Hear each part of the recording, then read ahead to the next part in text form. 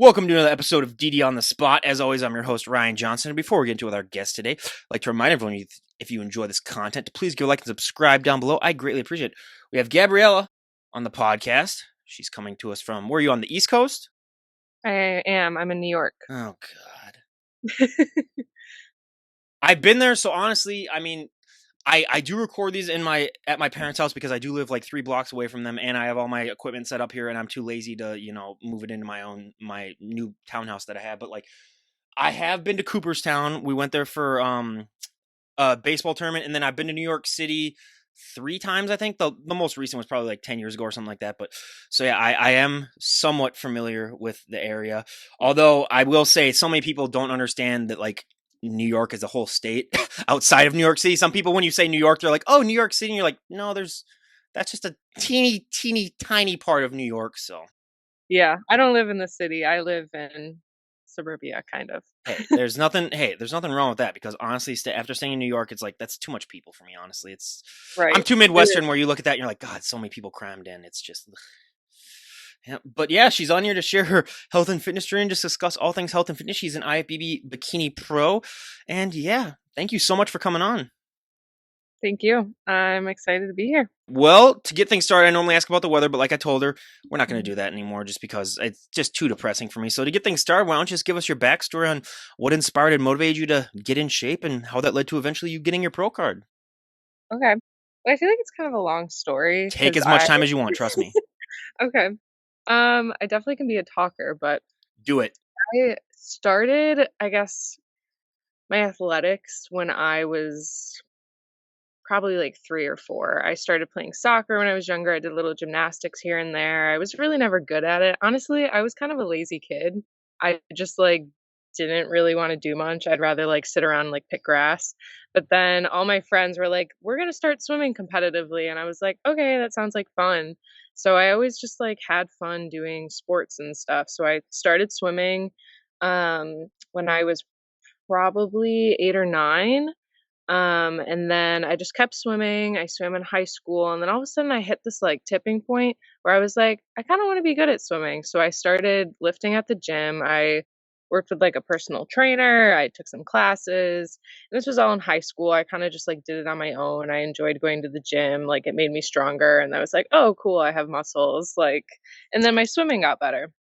So I kept swimming. I swam in college, and swimming again kind of turned for me between my freshman and sophomore year because I started lifting more and I just became really absorbed by training. Like I just loved like the ability to compete and win. And then I went through college and I became a pretty successful swimmer. I had like school records. I ended up, I think I was like a 3-time 200 breaststroke champion when I was in college and stuff. So competition and training was kind of just like it was always there for me. I just like had to do it.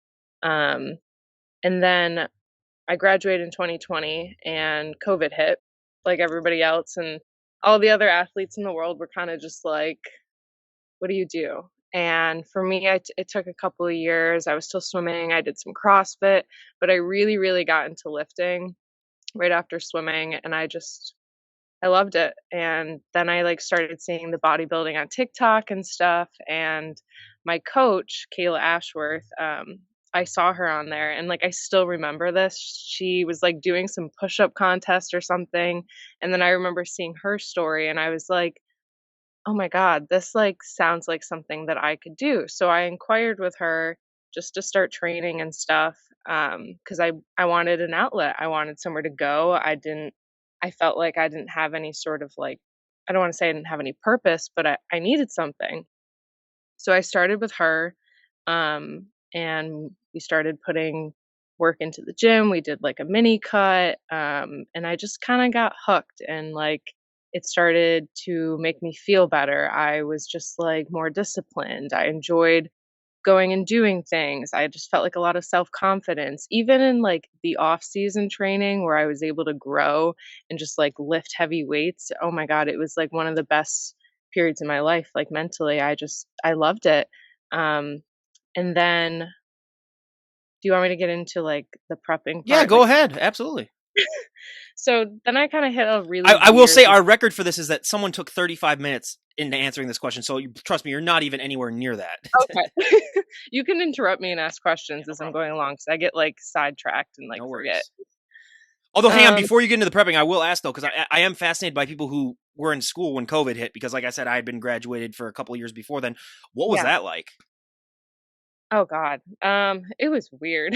I mean, I actually was really thankful that COVID happened at the time that it did, because I was in school for graphic design. So I was a design major, and we had this big senior thesis that we had to do, and like nobody had it done, and like we heard there was this outbreak, and I'm like, "Oh my god, if we get this outbreak, I'll have a week off school and then I can finally catch up on everything."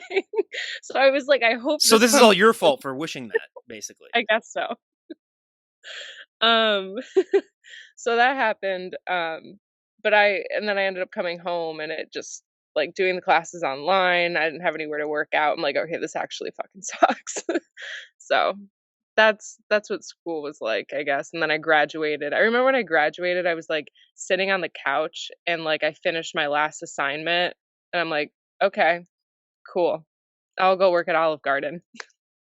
So That I was did my that. little brother basically too. He graduated during COVID, and I remember he just came down the stairs one day. And he's like, "Yeah, I just graduated college. Big deal." It's like the most anticlimactic thing, like, it's supposed to be this huge accomplishment, and then you're like, "'Kay, it's over, I what's think my next?" older brother just literally just said like, "Who gives a shit?" or something like that to her, or something like that. So Yeah. I mean, yeah. long story short, I like my college degree, but I'm not sure if it's something I'm gonna use forever, so it just kinda goes to show Wait, with that. graphic design, are you like, could you do like AI stuff or anything with that? I a little bit, actually, one of my recent positions, I would manipulate photos on Photoshop, like, I worked for a company, like a Wow, really small. you're perfect for bodybuilding then. I guess so. I mean, I would, like, manipulate photos or people just so it would, like, advertise the right thing. Like, we were doing a lot of work for, Charles Schwab, the investment company, so we would kinda, like, manipulate some images to put on the site, just so they would fit certain things, but, now I'm currently a UX designer, for the state of New York. A little bit Oh, different. yeah, no, that's great. Where was I? Going into your preps. Oh, yeah, so my prep was interesting. I when I started bodybuilding, all I really wanted to do was just like be able to compete and do a prep. Like I thought it was so cool. Like I've just always been a competitive person. I love like athletic adventures. I love hiking. I just like being athletic. Like if I could be just an athlete for the rest of my life, that's all I'd want to do. And I was like, I just want to prep. I want to see how it goes. So I think it was July 22 I met Kayla, and then I did the mini cut, and we started doing an off season in probably, like, February 2023, I wanna say, um, and things were a little bit rocky around there, but I was in, like, a pretty good off season, and I actually lost my job, not because I didn't do anything wrong, but there was the whole, like, technology layoffs, everyone got impacted by it, and I unfortunately went through, I think, 3 rounds of layoffs, and I was the 3rd round to get laid off, and I was just, like, totally defeated, but the first thing I did when I got laid off, within 2 hours, I was like, "I'm going to the fucking gym." And I went to the gym for about 5 hours that night, and I remember I just trained glutes. I was like, "I've gotta do something, like, I need to put this energy somewhere." So I just fell into the sport, and I just kept training, and honestly, the layoff, as much as it was hard for, like, the first couple of weeks, like, I was just like, "What the fuck am I doing?" Um, I was just like, "I need to put this somewhere," and I fell even more in love with the sport. I just put all my energy into training. I'm like, "I don't know what I wanna do with my life, but this just feels right," and I just kept doing it. Um, and then eventually my job ended up calling me back, and they were like, "Can you come do some contract work?" And I was like, "Sure." So things got good. But I was in this weird relationship, and this isn't something I, like, tell everyone, but I was in this relationship for a couple of years, and this was during my off season, and we were, like, best friends through most of the relationship. We were living together, and then he had went down to Texas, and he was trying to become a pilot and stuff. And I remember I had this dream that he had told me um, that he was leaving me for somebody else. And then a week later, I got a call from him and he told me that he was seeing somebody else. And he wasn't sure if it was going to work out with us. And I was like, I don't know either. So I ended up going down to Texas and trying to work things out. Long story short, it never worked out. He ended up cheating on me. I got my heart broken. I moved across the country. I moved all of my shit across the country. I lost a ton of money. I lost a lot of myself, but I kept going back to the training. And then in August, around this time last year is when we really broke up. This was about a year from to the breakup. I ended up moving back um, into my mom's house, and I was just totally defeated. I like had no idea who I was. I was like, what am I doing? Like I was just in this relationship with some guy that I thought I was going to end up with, and it just wasn't working. So I kept going back to the training. And there was like a switch that flipped. I was like, I just know this is happening for a reason. And I like used it as fuel and I just fell into the sport. And I remember even Kayla saying to me as a coach, she was like, fall into this, like just work into this. And I did. And I think that's kind of what brought me to this point. But I that fall was really hard. I just kept trying to grow and I was so comfortable with my body after not being comfortable with it for so long. I'm going to go back a little bit, but when I was younger and in college swimming, like being a college athlete, sometimes there's a little bit of the body dysmorphia where you're like always comparing. I'm like, I don't know, like should I be leaner so I can swim faster? Like if I'm stronger, well this and I never really had any sort of self-love, and I finally, like, developed that within the sport, and even after the breakup, I started to learn who I was and, like, love myself and, like, what I looked like or who I was at any time. Even when I was laid off, like, it was the happiest period of my life. I was so happy, but I wasn't a lean bean. I was, like, 160 pounds, which whatever, but I just totally loved who I was and what I was doing, and, like, that's all that mattered. Anyways, I'm rambling. Back to where I was. So come the fall and then like the winter started and I was still looking for a job because I was just doing contract work. And then I had kept my ex-boyfriend's dog too. We had shared a dog together and he let me take the dog back from Texas to New York because I had taken care of the dog for so long and the dog was basically like my son. Um, and my ex-boyfriend ended up somehow his family took the dog from me. Um, it was That's a super long story I'm not gonna get into, but they ended up taking the dog from me. So I had lost my dog, I had lost my job, I had lost my relationship, but I knew that I still had like things that I had created for myself and I wanted to just act on them. And I was like, you know what? I had applied to a bunch of jobs and I got hired by the state of New York as a UX designer. So I was like, okay, this is a start. I'm gonna go start a job there. And then I ended up finding an apartment out in like a city I've always wanted to live in, which is where the job was. I found the apartment and losing the dog was like the hardest thing. I could have fought it, but I was like, you know what?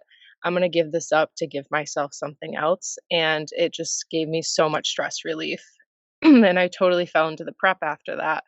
Um, but like going into the prep, I knew I was doing it for me all along. And I kind of just did it for fun. I just wanted to start the prep and I saw it as a perfect time. I just felt so like sure of myself and who I was. And once I got into the prep, I was just having so much fun. It was hard, but it was fun. It was really, really fun in the beginning.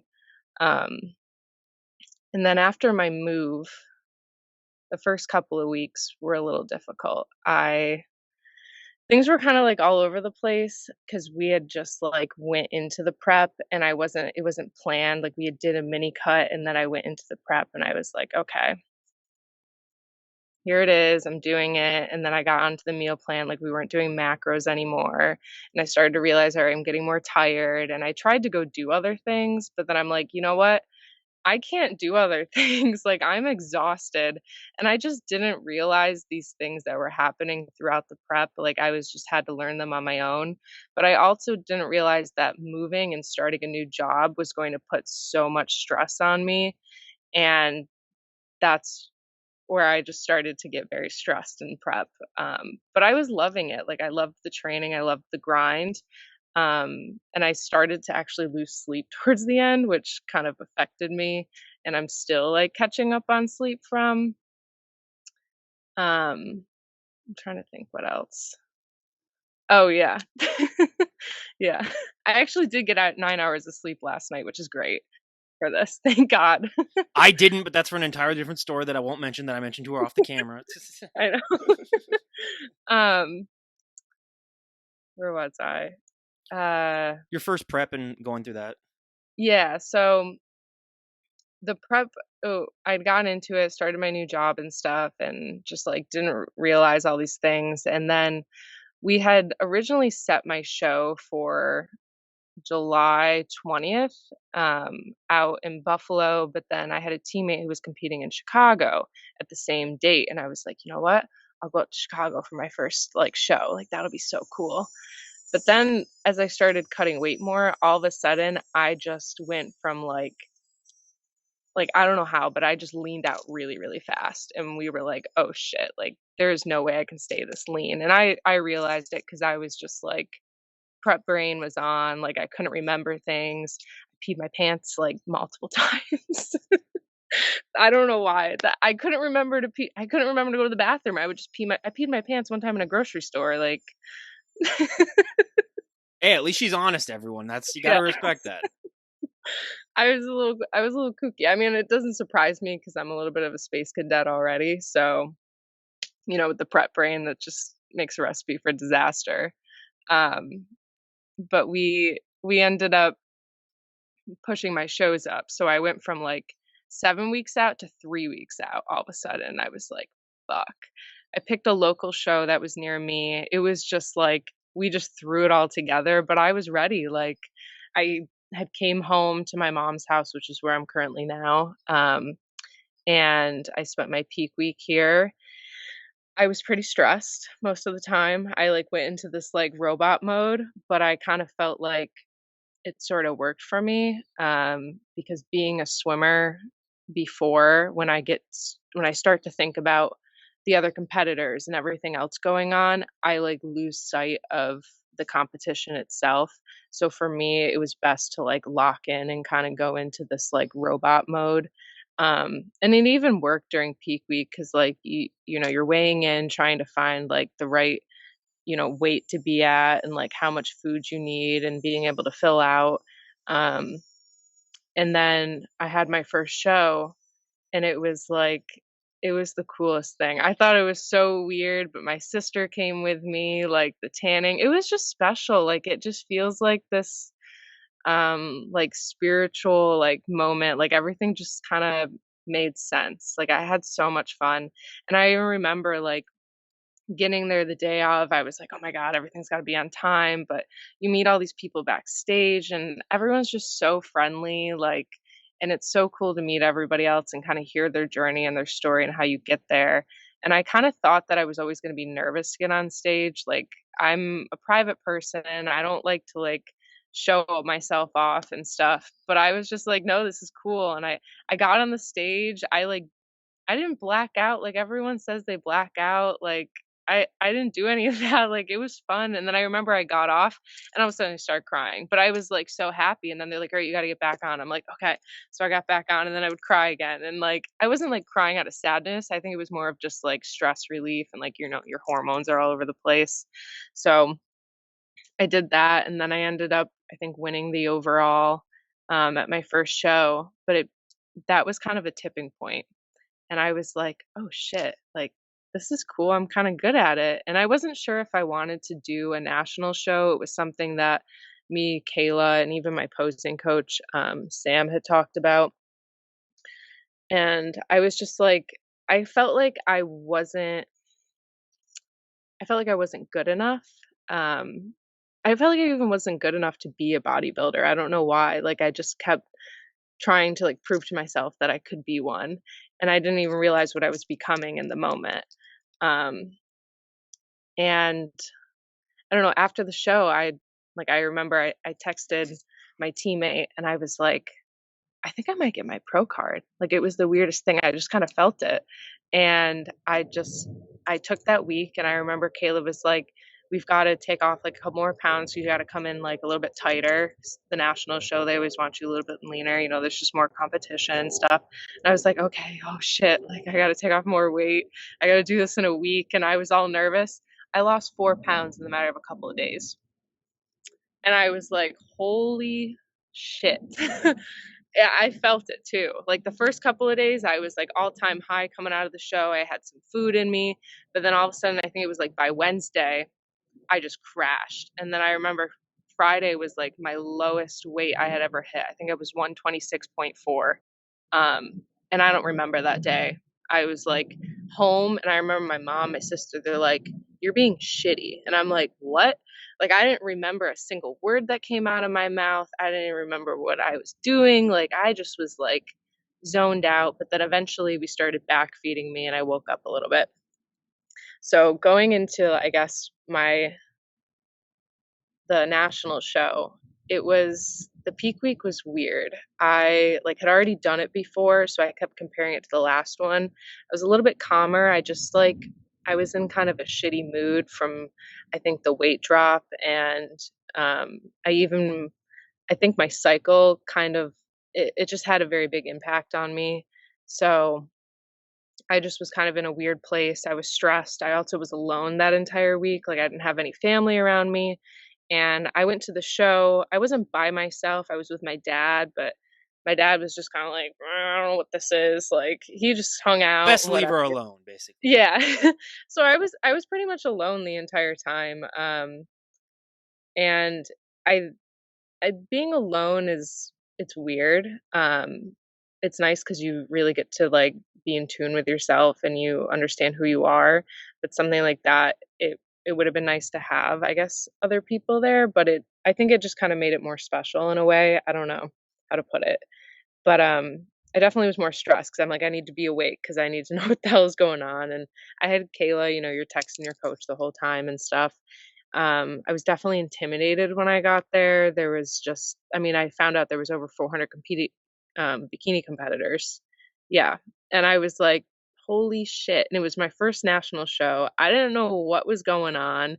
People were complaining about, like, the time, like, getting on stage at 4:30. I'm like, "Oh, this isn't normal." Like, I didn't know what was going on. I remember my hair and makeup got moved around, like, I didn't even realize I was gonna be that cold backstage. Like, I didn't really have a robe. I just wore, like, a little flannel, like, I didn't know what the hell I was doing. But I was pretty awake most of the day, and it was fun, but I got on stage and at 4:30, and I mean, I kinda knew what splitting center meant, but I didn't realize that, like, what the judges decided in the morning would, like, make an impact at night, so I, like, got off and, like, everyone's like, "You're gonna get your pro card." I'm like, "Shh," like, "No, I'm not." Like, "No, I'm not." Like, "Don't say it," because I didn't wanna, like, jinx it, and then, like, I got on stage, and when I had won my pro card, I was just like I like, couldn't believe it, but it was like it was already gonna happen. They already had the number written on the back of the card, so I had no idea.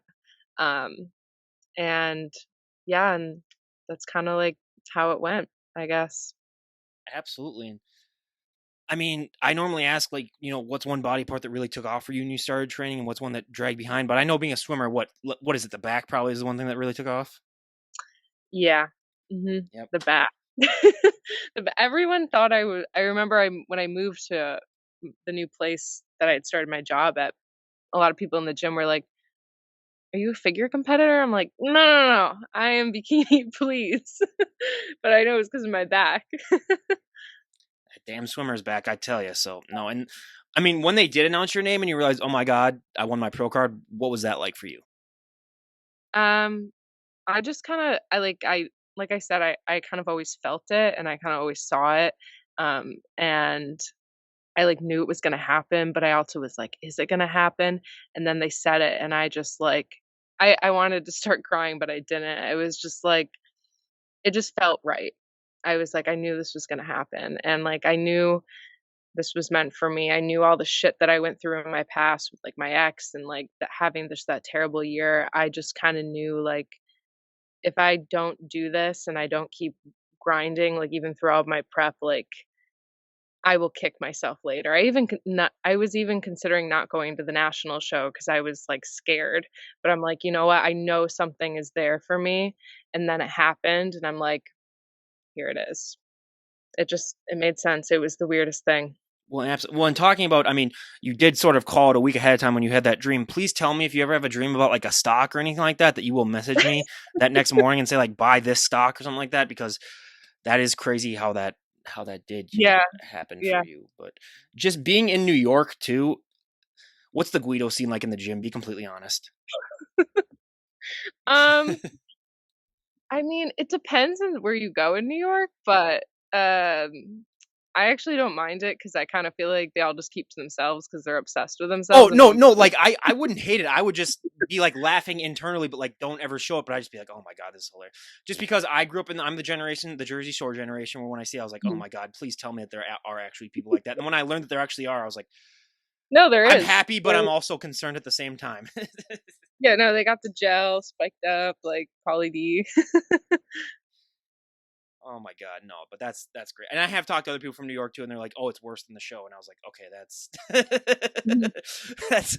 And I was like, Just bring like spaghetti to the gym or something like that. Do anything." No, no. But the moment that I mean, yeah, that show alone did more harm to the people of New York than anything else, but it also was a benefit in and of itself. But just, going through what you went through in a prep, I talk about a lot how the mental journey is so much more impactful than any of the physical changes that you'll end up Mhm. seeing, because people will always be like, "Oh my god, Gabriella, you look amazing," but then they won't understand sort of that mental transformation that's taken place is 100 times more important than any of the physical changes. What was this mental journey like for you? Oh my god, it's been a roller coaster. I feel like I have been so many different people, and I think a lot even coming out of the show. This has been, like, the hardest part, I think, is reversing, and I kinda thought coming out of the show, I was gonna just be, like, back to normal again, and, just, like, so excited and so happy, and, like, I'm incredibly grateful to be where I am, like, I truly am, and I think about myself a couple years ago, about what she would think of who I am now, and I'm like, "Oh my god, I am literally the thing that I've always wanted." I have everything I've ever wanted, but I've been struggling mentally, just I have some anxiety that I work through and some old past trauma that I've, working through now, and I actually had a recent break-in at my apartment, where I was living in the middle of the night, and I have a little bit of PTSD that I'm working through with it, so it's been a lot, but during prep, I think the hardest thing is I'm an overthinker and I think a lot and I would get lost in my thoughts and like it wasn't anything like, what other people are doing. It was more of like, oh, like I want to change this outfit 5 different times or move stuff around the apartment. And then I'm like, oh my God, I'm not gonna get my cardio done. Oh my God, I need to make a meal. Or I would just be like forgetting to even eat. I don't know why, but, like, the eating part wasn't that hard for me. I just kinda ate my meals to eat my meals. It was more of, like, staying on track. I just get sidetracked really easily, so I kept having to tell myself, like, "Just do, don't think. Just do, don't think," and I'd have to, like, write lists down in my phone and keep reminders. I mean, if it doesn't show that I'm a space cadet, I was, like, peeing my pants in Walmart, like, that's insane. And that was when she wasn't even on prep, everyone. No, that I wasn't It's a joke, okay? No, and that was just normal her. Imagine her on prep, everyone. Yeah. No, you want to know how you solve the PTSD from the break-in? Get either a Great Dane or a Rottweiler, and you will never sleep better. exactly. Yeah, no. I that is what I need. Or some, like, lion. I know someone who like yeah, they did have a break in and then they got a big dog and they're like, yeah, the sleep has been so much better now. Like I don't even have to worry about anything. And I'm like, yeah, Mhm. so but again, luckily I've never dealt with that in my life. Knock on wood. I don't want you to bring all these curses on me. First, you cursed everyone with COVID. Now I don't want you to curse everyone with lock in break in. So No more curses. oh my god. But yeah. So and just like as you're after you get your pro card, how long did it take for you to finally come to that realization that a lot of people do eventually of like, oh my god, I'm a little fish in a big pond now? Like, after getting the pro card? Yeah. Um, I s I feel like I still feel it. Even coming out of the show, like, I was like, "Oh my god, I'm a pro now," but I still am kind of like, "Am I?" I'm like in a way, I remember I was talking to one of my friends, and I said to him, I was like, "I don't know if I actually deserve this. Like, am I actually a pro?"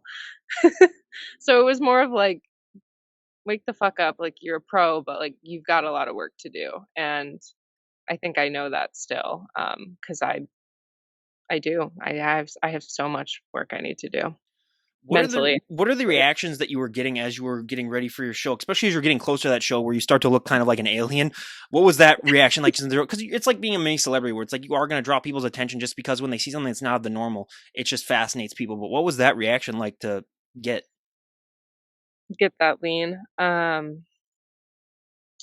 It was different. Like, some of my it depended on the people. Like, some of my friends were like, "Oh my god, that is," they're like, "You look so good," and I'm like, I feel like shit." And then I my love that you bring that up though, because that's the one stereotype that people think they're like, oh, this must feel so good looking like that. And I was like, no, they're literally dying. Like they're literally about to die. Like Mhm, if that show were to be extended another month, like they would die. So like that's why I love to bring up because everyone's like, oh, they must feel so good. And I was like, no, it's the exact opposite. So I just like to dispel that because so many people think that like, oh, I'll feel so great if I look like that. I was like, no, you will feel like death. mhm. No, I did. I really that week in between, the 2 shows, I really felt like shit, but I mean, looking back at it, I felt like shit, but in the moment, I was like, "If I don't fucking do this, I will kick myself." Like, I was so hard on myself. That is something that I do wanna change in the future is I don't wanna be putting as much pressure on myself. I'd like to be a little bit nicer. Um, but, like, my family and stuff, they were like they they had this joke. They used to tell me I looked like a Holocaust survivor. Oh, I've sent people that exact thing. Yeah. They were like, "You look Auschwitzy." Mm-hmm. That was the running joke, and Yep. I was like, "Thanks, guys," because my face was just I don't even know what I looked like. It Yeah. was insane, and the prep goggles are crazy too, like, you just don't realize how shredded and depleted you actually are. I've had people come up to him and say like, I know people who work with anorexics and like you can get some help and stuff like that. I'm just like, yeah, that's what these people need to hear. First of all, you're Yeah, telling them that they look small. First of all, if you say that they look anorexic, so that's even worse. Where they're just like, you think I'm small? Which again, if you ever want to insult a bodybuilder, just call them small. That's the only. yeah. That's right there. That's the dagger to their heart. So I'm giving this all away for free, everyone. So you're welcome. But Well, it's funny you say that. I remember, like, it was, like, probably the last, like, 3, 5 weeks of prep when you're just, like, in the gross part of it, and, like, I feel like you would think like, "Oh, I'm appreciating, like, how shredded I am," and I did, but I remember I'd look around the gym and, like, I'd see some of these girls who were, like, built, and I'm like, "I can't wait to be big again."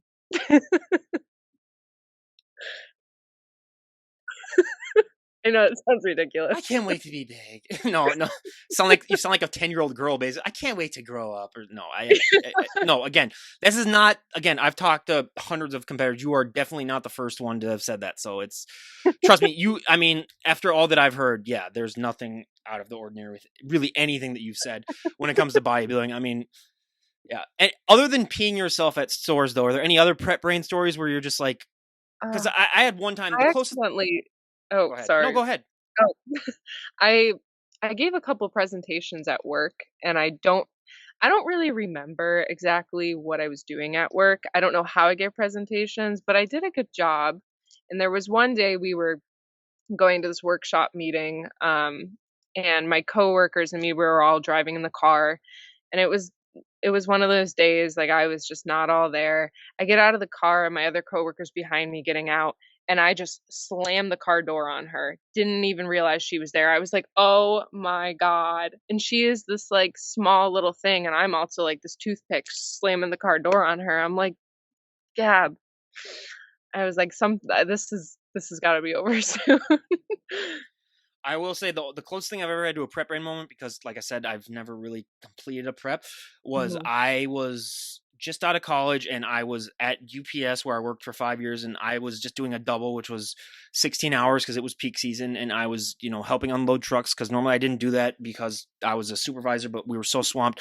But it got to the point where after my 16 hours, I probably got like 50,000 steps in or something like that. It was Mhm. some ridiculous Oh my amount. So god, I that was, is insane. yeah, I was walking to my car, and when I got like halfway to my car, I started freaking out because I go, "Oh my god, where are my keys? Where are my car keys? I've lost my car keys." They were in my hand the entire time that I was freaking out. Yeah.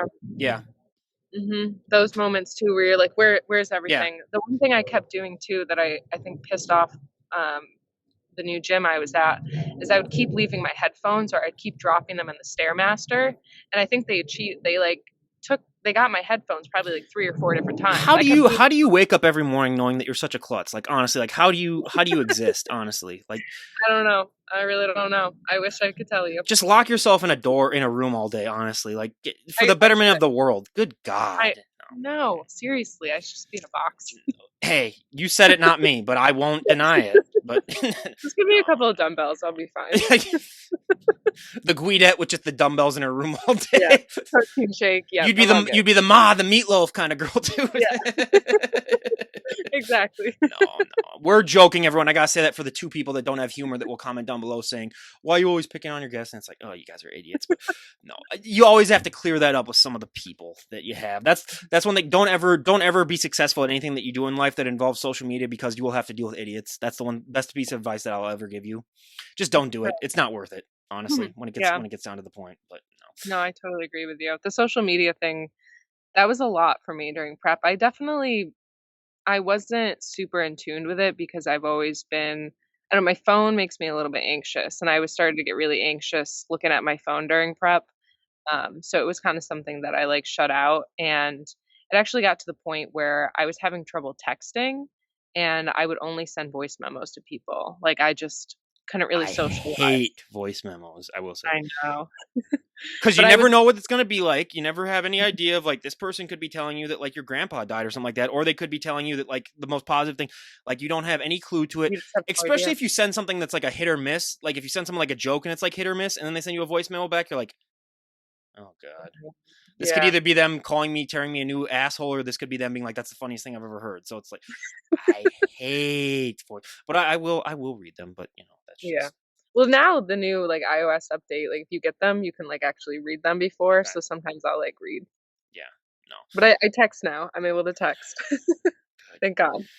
Good, good, good. Well, I told you that I'd ask you this because I sent a photo of you to my fiance before I had you on, and I said, "This is the guest that I'm going to have on." I do that normally for a lot of guests. And she goes, "Oh my god, you gotta ask, what does she do for shoulders? I gotta know about her shoulders because they're goals." And then I had to hear that for like the rest of the night too, where she's like, "What is she?" And I tell her like I tell everyone else, it's like you're 6'1", you're not gonna have nice shoulders. Let's be completely honest. Like the amount of work that you would have to do for shoulder. And I'm joking, everyone. She can have she has nice shoulders, but like I always joke with her. Like, I was like, you're a freak. Okay, let's be honest. You're not gonna be able to do it. I say that in the most loving way possible. Everyone, I gotta remind that we make freak jokes to each other because we are both taller than the average person. So, but what do you do for shoulders?